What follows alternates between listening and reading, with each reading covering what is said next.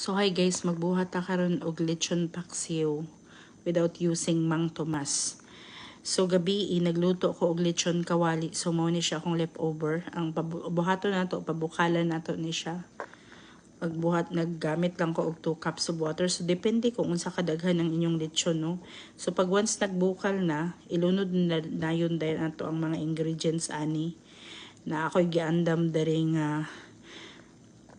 sibuyas, ahos, bay leaves, peppercorn. Tapos akong gamit diri is rock sugar. Kay ang rock sugar mas dili kay siya tamis compare sa white sugar kanang granulated white sugar. Mas gwapo po siya para panggamit sa mga luto-luto. So mo na siya magbuhat ta ay magbutang pud ta og soy sauce tapos rice vinegar akong gamit kay nahutdan ko atong coconut vinegar. So mo ni siya tong sekreto, no, maggamit ta og liver spread. Mo lang yun na siya. Tapos syempre atong gamit pug pangpalapot nato is breadcrumbs.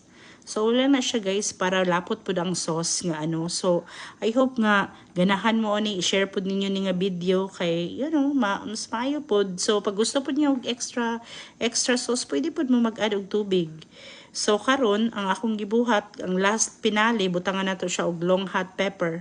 So I hope you guys really like this video. So please